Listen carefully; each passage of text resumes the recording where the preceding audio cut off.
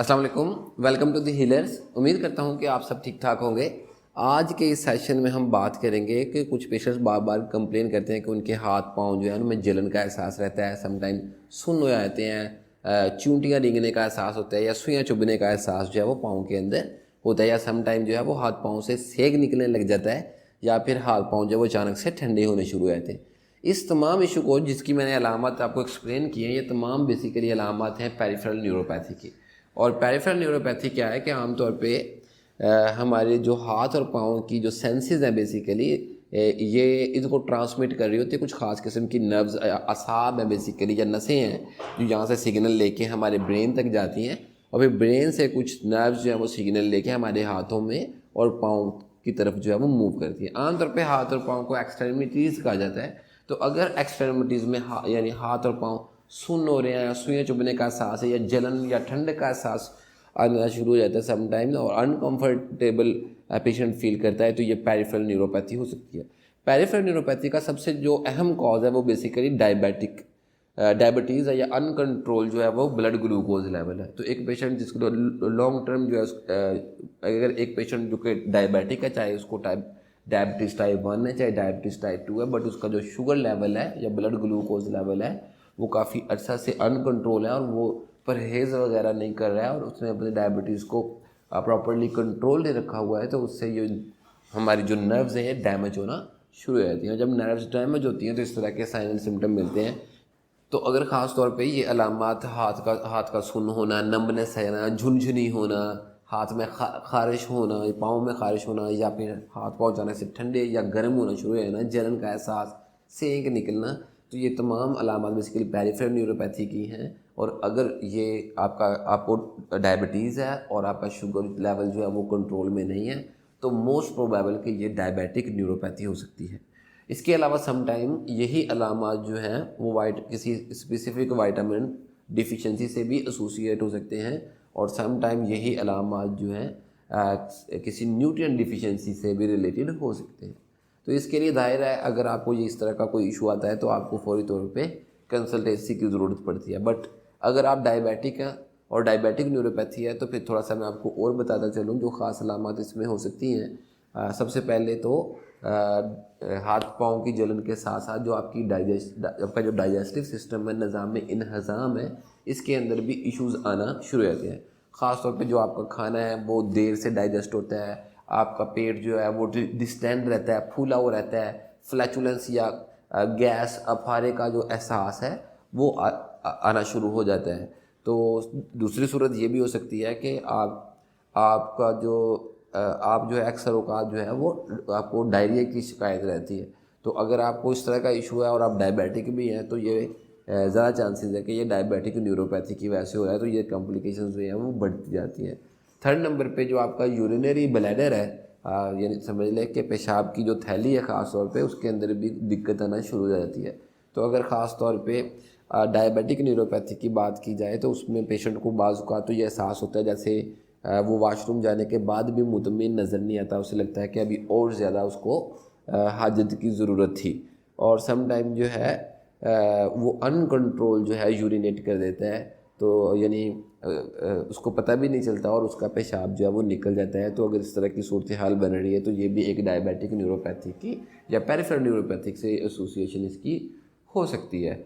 एक और अहम अलामत जो स्पेसिफिकली डायबिटिक न्यूरोपैथी से एसोसिएटेड हो सकती है वो ख़ासतौर पे सेक्सुअल रिप्रोडक्टिव स्ट्रक्चर से रिलेटेड है, कि ख़ासतौर पे जो मर्द हजरात हैं इनके अंदर जो है मर्दाना ताकत की बहुत ज़्यादा कमी देखने में आती है, और ख़ास तौर पे इरेक्शन को लेके वो बहुत ज़्यादा कॉन्शियस होते हैं। ज़ाहिर है उनके कंसर्न्स भी हैं, क्योंकि उनकी मैरिटल लाइफ के अंदर बहुत बड़ा जो है इसकी वजह से उन्हें सदमे से गुजरना पड़ सकता है। तो डायबिटिक न्यूरोपैथी में प्री मैच्योर एजैकुलेशन और समझ लें इरेक्शन का जो इशू है, इस तरह के प्रॉब्लम आ सकते हैं।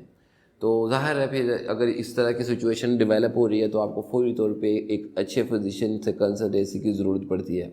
नेक्स्ट फिर मैं आपको एक और चीज़ बताता चलूँ कि फ़ीमेल के में ख़ास तौर पे अगर फीमेल डायबिटिक को अनकंट्रोल शुगर लेवल और उनके अंदर अगर डायबिटिक न्यूरोपैथी या समटाइम पेरिफेरल न्यूरोपैथी डेवलप हो, तो उनके अंदर जो ख़ास तौर पे अलामत आ सकती है कि एक तो उनकी वजाइनल ड्राइनेस जो है, यानी बहुत ज़्यादा खुश्की पाई जाती है इस ख़ास अज़ा के अंदर, और एक और चीज़ जो देखी जा सकती है कि उनमें जो ऑर्गेज़म है वो बहुत ज़्यादा डिलेड देखने में आ सकते हैं।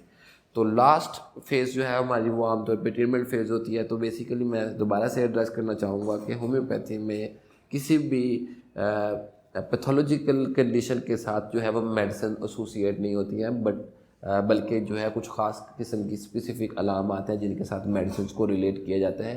तो पेशेंट्स जो है वो अपनी अलामात, अपनी बीमारी की कंडीशंस, उसकी फ़ेज़, अपनी एज और अपने जेंडर के लिहाज से उनकी काउंसलिंग करके ही एक अच्छी मेडिसिन जो है वो तजवीज़ की जा सकती है। हाउएवर मैं फिर भी यहाँ पे 2-4 अहम मेडिसिन जो ख़ास तौर पे पेरिफेरल न्यूरोपैथी और डायबिटिक न्यूरोपैथी में रैपिड टाइम में बहुत ज़्यादा रेपिटेटिव रहती हैं, उनकी बात करना चाहूँगा। तो सबसे पहले मैं बात करूँगा एक बहुत ही अहम ड्रग की जिसको आमतौर पे आर्सेनिकम एल्बम कहा जाता है। आर्सेनिकम एल्बम पेरिफेरल न्यूरोपैथी और स्पेसिफिकली डायबिटिक न्यूरोपैथी में एक अहम दवा होती है जब ख़ास तौर पे हाथ पाँव के अंदर जलन महसूस होती है, हाथ पाँव से सेक निकलता है और झुंझुनी है, चूंटियाँ रेंगने का एहसास होता है, हाथ पाँव किसी एक जगह रखने से फौरी तौर पे सुन्न हो जाते हैं, सो जाते हैं। और इसके साथ साथ अगर मरीज़ की तबीयत के अंदर बेचैनी और बेकरारी का रुझान पाया जाता है और ओवरऑल जो पेशेंट है उसकी जो तबीयत है वो बहुत ज़्यादा अनकंफर्टेबल, उसके अंदर आप अनकंफर्ट देखते हैं, तो आर्सेनिकम एल्बम सबसे अहम मेडिसिन होती है।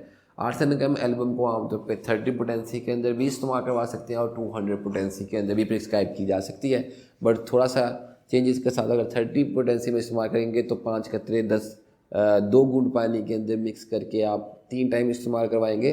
और अगर 200 पोटेंसी में इस्तेमाल करेंगे तो 5 से 10 कतरे आप 2 बूंद पानी में मिक्स करके सिंगल डोज नहार मुँह इस्तेमाल करवाएंगे। ये दवा पेशेंट को 1 से 2 माह आप जारी रखेंगे जब तक जो है वो कंडीशन जो है वो बेहतर होना शुरू नहीं हो जाती। लेकिन ज़ाहिर है जिस वजह से डायबिटिक या पेरिफेरल न्यूरोपैथी जन्म ले रही है, आपको उसका भी सोल्यूशन करना है। फॉर एग्जांपल अगर न्यूट्रिशन से रिलेटेड इशू है तो आप अपनी मेल न्यूट्रिशन को ख़त्म करके अपनी हेल्दी न्यूट्रिशन को शिफ्ट होंगे।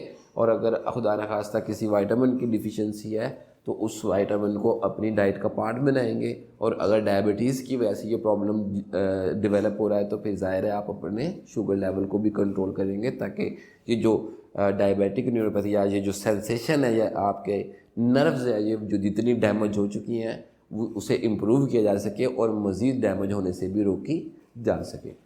पेरिफेरल न्यूरोपैथी की दूसरी अहम दवा जो है वो ऑक्सैलिक एसिड है। ऑक्सैलिक एसिड ख़ास तौर पे अगर सारा दिन पाँव के अंदर झुंझुनी और नमनेस का एहसास रहता है, पेशेंट चलते हुए भी आमतौर पे कंप्लेन करता है कि उस चलते हुए भी उसके पाँव जो है वो सुन्न होने शुरू हो जाते हैं। और अगर वो पेशेंट जो है वो जराबे पहनता है, सॉक्सेस पहनता है, तो उसकी वजह से जो है उसके पाँव जो है वो ठंडे होने शुरू हो जाते हैं। और जब वो पेशेंट जो है वो उसको नंगा छोड़ता है पाँव को, तो पाँव के अंदर से सेक निकलता है। इस स्पेसिफिक कंडीशन में ऑक्सैलिक एसिड एक अहम मेडिसिन है। ऑक्सैलिक एसिड को 30 पोटेंसी में इस्तेमाल करते हैं। 5 कतरे 2 घूंट पानी में मिक्स करके दवा को 3 टाइम इस्तेमाल करेंगे, सुबह दोपहर शाम। और ख़ास तौर पे इस दवा को 2 माह तक जारी रखेंगे बगैर किसी नागे के। तीसरी मेडिसिन जो कि ख़ास तौर पे पेरिफेरल न्यूरोपैथी या डायबिटिक न्यूरोपैथी में बहुत ही अहम रोल प्ले करती है, वो ख़ास तौर पे समझने के एक तरह से मर्दाना ताकत के लिए भी बहुत अहम मेडिसिन है। और मर्दों के लिए स्पेसिफिकली ये मेडिसिन प्रिस्क्राइब की जाती है। इसको यूहेम्बिनम कहा जाता है। यूहेम्बिनम को ये ट्रिचुरेशन में पोटेंसी में भी मिल जाती है, बट अगर इसको ट्रिचुरेट में लेंगे तो ज़्यादा इफेक्टिव रहती है। 3x पोटेंसी लेके आप इसकी 6 गोलियाँ 3 टाइम सुबह दोपहर शाम जो है वो इस्तेमाल करेंगे तो आपकी ना सिर्फ पेरिफेरल और डायबिटिक न्यूरोपैथी के जो है इसमें बहुत सारी इंप्रूवमेंट्स मिलेंगी आपको, आप इससे रिकवर होंगे। और साथ साथ जो है वो आपकी जो मर्दाना इश्यूज़ हैं, सेक्सुअल इश्यूज़ हैं ख़ास तौर पे, उसको रिकवर करने में ये बहुत ही अहम साबित होती है। इसी तरह जिस तरह मैंने मर्दों के लिए एक मेडिसिन प्रिस्क्राइब की है, तो ख़वातीन के हवाले से ख़ास तौर पर ख़वातीन में ऑर्गेज़्म डिलेड का प्रॉब्लम आ रहा है डायबिटिक न्यूरोपैथी की वजह से, या समटाइम जो है वजाइनल ड्राइनेस का इशू आ रहा है, तो इस स्पेसिफिक कंडीशन में पल्सारिला एक अहम मेडिसिन होती है। पल्सारिला को आमतौर पे 200 पोटेंसी में इस्तेमाल करेंगे और 200 पोटेंसी में ही बहुत ज़्यादा अच्छे रिजल्ट्स इसके मिलते हैं। तो 200 पोटेंसी में इस्तेमाल करें, 5 से 10 ड्रॉप्स 2 घूंट पानी में मिक्स करके आप इसको 3 टाइम इस्तेमाल करवा सकते हैं। और इस मेडिसिन को आप 2 माह तक जारी रखेंगे तो इंशाल्लाह ताला बहुत ही इफेक्टिव रिजल्ट्स जो है वो देखने में मिलेंगे। इसके अलावा और बहुत सारी मेडिसिन है, लाइक पिक्रिक एसिड है, एपिस मेलिफिका है। लेकिन ओवरऑल मैंने जैसे पहले बताया कि जब तक पेशेंट सामने नहीं होता और वो अपनी पूरी अलामात प्रेजेंट नहीं करता, तो इस तरह से तमाम मेडिसिन जो है वो प्रिस्क्राइब नहीं की जा सकती हैं। तो उम्मीद है आपको हमारे वीडियोस जो है वो पसंद आ रहे होंगे। अगर आपकी किसी स्पेसिफिक टॉपिक पे कोई क्वेश्चंस या क्वेरीज है, या फिर खास तौर पे पेरिफेरल न्यूरोपैथी या डायबिटिक न्यूरोपैथी के बारे में कुछ स्पेसिफिक क्वेरी है, तो आप हमारे कमेंट सेक्शन में भी पूछ सकते हैं, हमें फेसबुक पे भी फॉलो कर सकते हैं, इंस्टाग्राम पे भी फॉलो कर सकते हैं, और आप हमारा चैनल सब्सक्राइब कर लीजिए और बेल आइकन का बटन भी प्रेस कर दीजिए, ताकि हमारे तमाम आने वाले वीडियोस जो हैं वो आपको बर वक्त मुयसर आ सके। तो thank you so much, until next time, अल्लाह हाफिज़।